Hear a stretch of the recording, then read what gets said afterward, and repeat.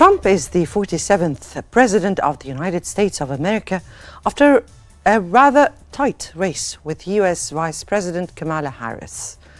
Now, the former President, Donald Trump, has won 277 electoral votes, surpassing the 270 required for securing the presidency.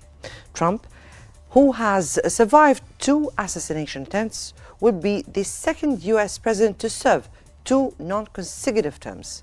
However, the question is, will this term be a continuation of his previous one regarding foreign policy, or a new approach towards the Middle East, China and Iran? Welcome to In Depth. We can fix every single problem our country faces and lead America, and indeed the whole world. USA! This is a magnificent victory for the American people.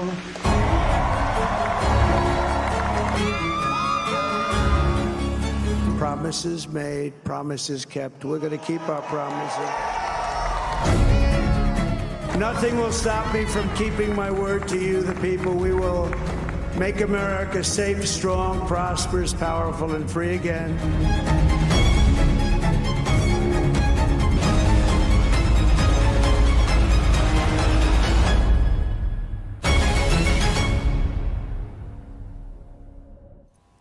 Well, welcome back. And in an article published by foreign policy experts suggests that Donald Trump could transform the global system beyond recognition if he returns to the presidency. According to the article, Donald Trump's election victory marks the beginning of another roller coaster ride in the US foreign policy. The president-elect is poised to bring back the hallmarks of his first term. Additionally, Trump's advisors have said his peace through strength approach is what the country needs in this precarious moment. Ladies and gentlemen, please welcome President-elect Donald J. Trump. Donald Trump has been re-elected as the new White House president after a very tight competition with Kamala Harris. Through his new term, Trump aims to extend his America First agenda. Friends, we have thousands. His foreign policy, particularly in the Middle East, emphasizes unwavering support for Israel, coupled with a confrontational approach towards Iran. Trump has positioned himself as a key ally of Israel, asserting that he does not support the establishment of a Palestinian state. Following the war in Gaza, he reaffirmed his commitment to Israel. A great feeling of love. In his previous term, Trump sought to isolate Iran. His administration withdrew from the Iran nuclear deal in 2018, reinstating strict economic sanctions. Concerning the Russia-Ukraine conflict, Trump has expressed a desire to swiftly resolve the conflict in Ukraine, but has indicated reluctance to endorse further US aid, urging European nations to contribute more. While he has praised Russian President Vladimir Putin, he condemned Russia's military operations in Ukraine. Additionally, Trump increased defense spending. He aims to reshape US involvement in NATO, suggesting a potential reduction in Washington's commitment. Regarding America's global rival, Donald Trump has vowed to confront China over economic issues, including intellectual property theft, and proposes to eliminate US dependency on Chinese goods through tariffs and trade policies like what he did throughout his previous term.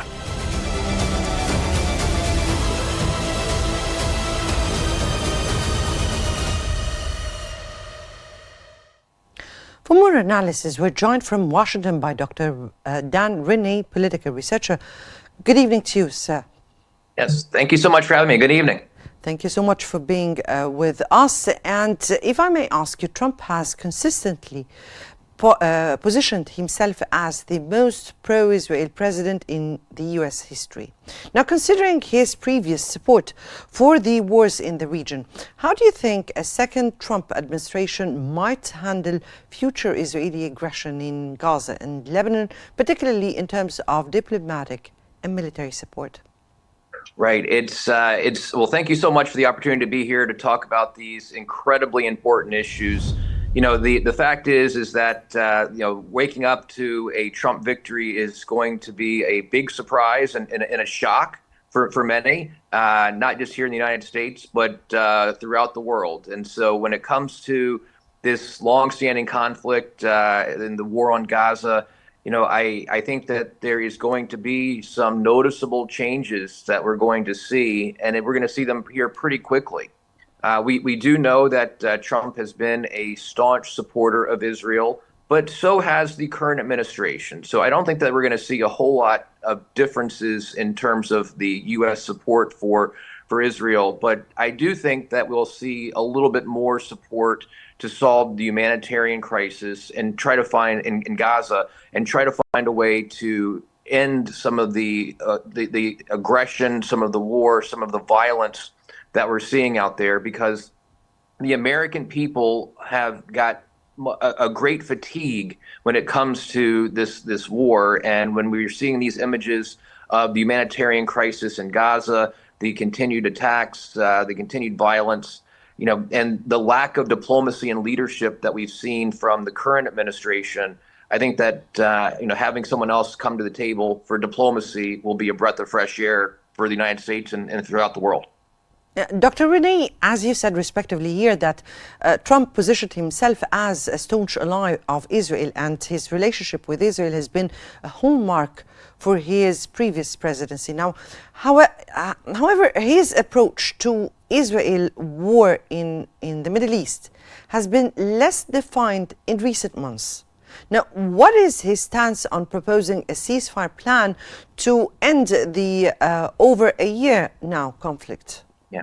Yes, I do hope that, again, being that supporter of Israel, the big issue here, though, that we need to look into is the fact that the violence in the war is something that Trump is not a big fan of. Trump wants to see solutions. Trump wants to see an end to the humanitarian crisis as much as he wants to see an end to the violence that's ongoing. What we've seen so far in the past several months, not just in the campaigns, but even in the White House and the State Department's leadership on this issue, is that the leadership has been woefully lacking. There hasn't been a whole lot of progress at all, and we've only seen escalations. Well, Trump is looking forward to coming in and bringing this down in intensity to try to find ways to stop the violence, to solve the humanitarian crisis, while still allowing everyone's right to exist. That really comes down to the key here. And the fact of the matter is that I think that we're going to see some new diplomacy, we're going to see some new leadership, and we're going to see support for an end to the violence and a solving of this humanitarian crisis, because that's in the best interest of everyone. If I may ask you again about the Middle East before I turn into another file, you said that we are going to see some new diplomacy, or a kind of diplomacy towards the issue. So what are we expecting, or what approach are we expecting towards the Middle East?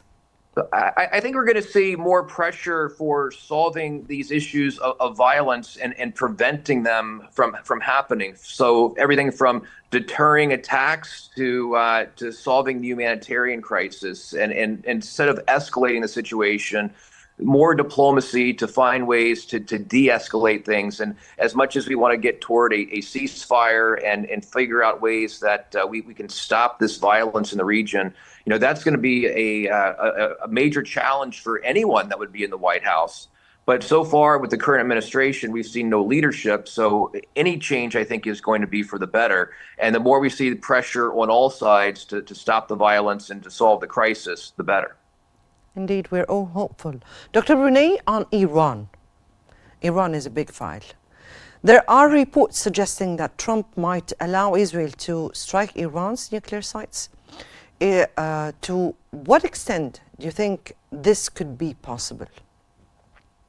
So I don't know, but at the same time, we can all kind of take a look and take a guess as to what the president has said and what his previous actions have been. I don't think that the Biden administration had much control over what Israel was doing. I mean, I think that they had some influence, but very little control, or very little influence that was actually listened to. But at the same time, with Trump, I do think that there will probably be more pressure on Iran, the nuclear deal, the financing, those sorts of things that Trump has been very critical of over a long period of time. I think that we're going to see, some renewed pressure and intensity there. Let me here ask you, you spoke about the nuclear pact, which Mr. Trump in his previous term disengaged from this pact. We're speaking about sanctions that were imposed on Iran in his first term. So do we expect any change this term, a kind of more engagement, more pressures? What are we expecting in this file of Iran? I think that we're going to see at least steps towards the way it was before under his first term. I think that there's going to be increasing financial pressures, increasing diplomacy pressures to prevent the funding of violence against Israel, as well as trying to find ways to de-escalate the conflicts in the region. So I don't know exactly how he's going to move forward here. There's going to be a lot of things that he's got to do, and the fact of the matter is that I don't think that there's any one action that is going to make any these problems solved overnight. But that said, I do think that we're going to see some stepped up diplomacy, some real leadership, even if it's the things that Iran and Israel may not like it, but at the same time, there needs to be a solution here and a way to bring down the violence, because the American people are tired of it. Right. Turning now to a very crucial file, but in another part of the whole world, and we're speaking here about the Russia-Ukraine or the Russo-Ukraine war. What strategic options does the Trump administration would be handling this crisis? And do you believe Trump's approach could be a game solver here to this situation? And because particularly we're speaking about Europe is very much looking into the new approach towards this crisis. Yes, it is. It is certainly a puzzle. I got to tell you, I don't know why anyone would want the job of the presidency at this point. It is a very difficult job. There's lots of crises out there, and what's very interesting to me is during the campaign, Trump said several times that he would have the Russia-Ukraine situation solved in a week. I think that was probably a bit of wishful thinking, but at the same time, we don't know how he's going to do it, but I do think that he is going to put a renewed focus on getting that situation solved as well, because the American people in this situation are getting fatigued about sending billions and billions of dollars for this particular war. Now, I do think that there is value there. We have to protect allies in Europe. There's no question about that. But at the same time, there is a lot of frustration about the situation and its lack of an endpoint. Speaking about frustration, indeed, the Russian-Ukraine war did really affect the economies of the whole world. Now, when we speak about this very particular crisis, we have to look into the whole supply chains in the whole world, which was stopped for some times at the very beginning, and it did not retrieve what was ahead of this war. So from your point of view, what kind of approach would Mr. Trump make in this very particular crisis that is really reflecting on the economies of the whole world? Right. Yeah, that's again a formidable challenge to say the least. But one of the hallmarks of President Trump and his mantra is finding ways to build prosperity here in America and ideally throughout the world. And so through his deal making and diplomacy efforts, I do hope that he can be successful in negotiating a solution that can make everyone go away and stop the fighting and find ways to build that prosperity for everyone, because just because one nation is doing well doesn't mean that the rest are going to do well. And that rising tide for all boats is something that I think that Trump can see value in, and finding ways to build the economies of the world, not just the United States, is going to be incredibly important. Right. We're now joined by Mr. Ashraf Singer from California. Dr. Singer, good evening to you, sir. Good evening. And thank you so much for being with us. And given the current Israeli escalation in Gaza and Lebanon, how do you anticipate the second term of Donald Trump would be influencing the U.S. foreign policy in the region, particularly this very particular area? Would his stand with Israel approach escalate or de-escalate the war? This is my concern because Donald Trump pledged to stop that violence in the Middle East, and he claimed himself he gonna to be as a peacemaker. We pray, we hope that he can really achieve this mission where Mr. Netanyahu is still killing every human in Lebanon and in Gaza. So Trump he claimed that is many times that is during his presidency he stopped any war, and he didn't really accept any conflict around his foreign policy, or he was making that strong words to different leaders to stop violence and stop conflict. And he repeated that again. That is, he gonna to work hard that to stop the Ukrainian-Russia war, stop the Palestine-Israel conflict. We hope, but unfortunately, what I'm seeing, that the Israel lobby still really playing a crucial role here in the United States, still controlling, the Congress member. And my concern, if Trump going to be under the umbrella of Netanyahu and give Netanyahu the green light to keep escalating over time.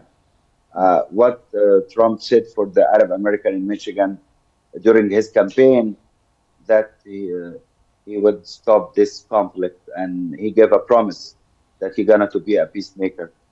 We hope, we pray for this conflict to stop, because it's really now it's awful. It's against the international law, against the every law that you can see something can really create that discipline that people can really understand what their rights, what their duties. But Netanyahu, what he is doing now is just giving his justification just to kill the people, not really being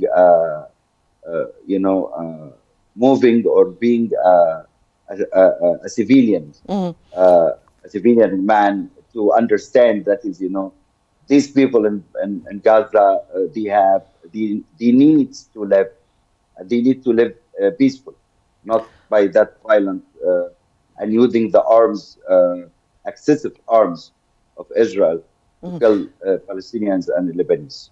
Indeed. Dr. Singer, also in the Middle East, still with the Middle East and with Trump's return to the White House, what impact do you foresee on the U.S. relations with Iran, especially in light of his history of imposing sanctions and opposing diplomatic engagement? How do you expect the relations with Iran would be? I'm not optimistic, in that relation between the United States and Iran, because the Democratic Party or Biden administration was, I would say, was quiet, or was trying, to bring Iran to negotiation, and didn't really like to let Iran escalating and improving, that it is power in the Middle East. So this is what the United States was trying, to contain Iran, uh, rather than just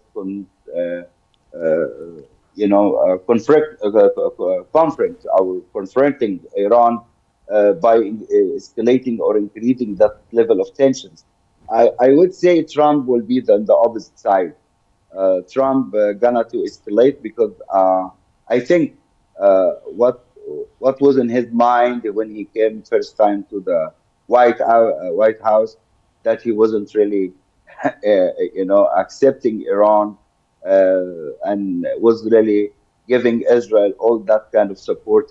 Try to stop Iran, or stop its role in the Middle East as a regional power. So I'm not really optimistic about that type of relation, or that kind of relation between the United States and Iran in coming days, or after Trump came comes to the White House, and gonna to run the U.S. foreign policy. So I'm not optimistic about the Middle East, and unfortunately the situation, it's not really peaceful. The situation there is it's gonna to be violent, and escalating will be the title of that That period. was not exactly what he said in his campaign. We don't know the abouts of Iran, of course, but we are aware of what he spoke in about the Middle East, and he said he wants to calm things down. If we turn to another file, which is the Russia-Ukraine war, and Trump has said that he will end the conflict between Ukraine and Russia in 24 hours in office. And reportedly, he had better relations with the Russian President Putin. So what leverage would he use to end this conflict, do you think? I think he cannot really control Ukraine and Russia at the same time. This is his way. That, as I mentioned, that is he presented himself as a peacemaker. But in reality, that conflict is very deep. It's not easy to stop it by just calling Putin or Zelensky. And it seems to me, from my best understanding, that is, the Ukrainian war is American war. So either Democratic Party or Republican Party, both of them, they are agreed to support Ukraine to the end, plus Europe too. Uh, I hope that he can really create that kind of environment of peace in that area. That is good for Russia, good for Europe, and increase that degree of stability over there. But it seems to me, during Trump, or coming days with Trump, I don't see that Trump can really control, or can stop really that war, because Putin, he has some valid points. Ukraine, they have some valid points, but both Actually, of them, they do not. Dr. Singer, he was very precise when he spoke about the Russia-Ukraine war. So I really want to understand how do you expect him not to be able to solve the Ukrainian-Russian war? It's a very simple, because United States is not only the president. United States, in terms of sharing power, we have the Congress, we have the president, we have the Supreme Court too. But in terms of that exchange between president and Congress, American constitutions give the Congress, like privilege to stop the president in terms of some of his or her decision in international politics. Probably can really hurt or threats, the American interest. So my best understanding, running foreign policy or framing foreign policy is not only by Donald Trump or the next president. Waiting to remain, of course, to be seen. Briefly, both gentlemen, for both of you, Dr. Renee and Dr. Singer. Let me start with Dr. Renee. Do you think Trump will really change the shape of the world after his victory? What do you think, Dr. Renee? I think it's possible, but at the same time, the change takes a long time to take place, and there might be some changes in style. There's no question about that. Trump's style is one that is pretty brash and very direct. I think that we'll see him have some conversations that might get a little heated with various world leaders. His America First way of looking at things might turn off a couple of people on the world stage as well. But that said, he's got the deal maker, diplomat attitude at heart, and I do think that we can do some things here where we can get some progress made throughout the world. But it's going to take time. It's not going to happen overnight. Yes, briefly in half a minute, Dr. Ashraf, what do you think? I think I agree with Dr. Renee completely that, there is lagging, between the current administration and the new administration. And that gap within that time, every partner can really do what he or she likes, in terms of executing his or her policy. But I'm repeating again, Trump is not the only one player in the U.S. foreign policy. Yes, we've got your point here, but unfortunately our time is out. So that was from California, Dr. Ashraf Singer, international relations expert, and from Washington, Dr. Dan Rennie, political researcher. Thank you both, gentlemen, for your insights. And I guess that brings us to the end of today's episode of In Depth. Don't forget to follow Q News on YouTube, Facebook, X, Instagram, and TikTok at Qnews EGY to stay informed. For real-time updates, connect with us on the UMS digital platform. Watch it. Thank you for watching and stay tuned for more updates on Qnews.